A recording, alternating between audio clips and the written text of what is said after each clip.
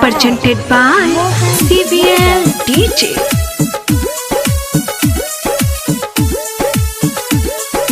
Mixed by Alan Gupta. तू चली जाइबू पिया घरे सोची बतिया तो आँख भरे। हाँ तू चली जाइबू पिया घरे सोची बतिया तो आँख भरे।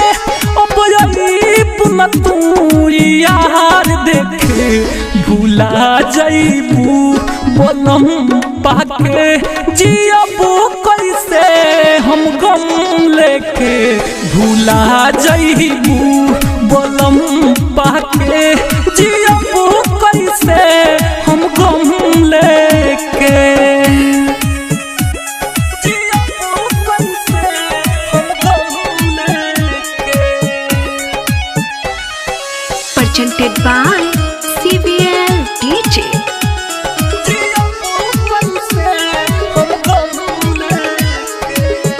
बनी जाए दूरी इतना गोरी चाहिए के भेंट नहीं होई हो।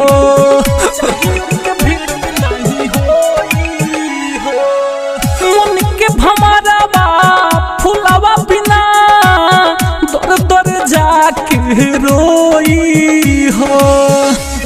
दर्द दिल के सुनी हो तू ना रहबू के गुनी हो।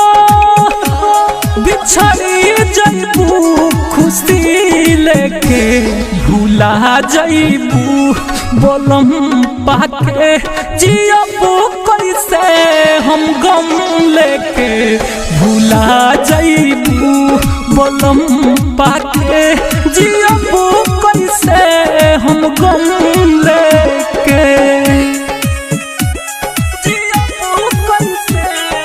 Presented by CVL DJ. Mixed by Alan Gupta.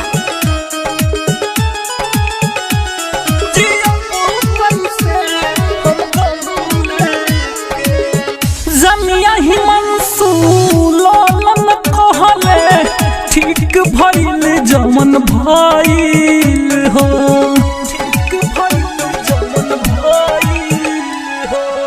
जम जम ला तू टूट गइल अब नहिया के धागा नु धइल हो।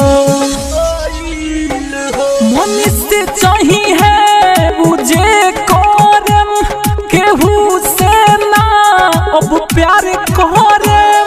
फिक्र न तो है हमार होके भूला जाइबू बोलम पाके जियबू कैसे हम गम लेके भूला जाइबू बोलम पाके जियबू कैसे हम गम लेके।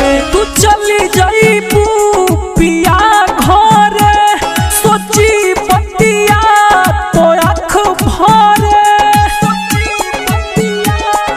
हाँ तू चली जाइबू पिया घरे सोची बतिया तो आँख भरे।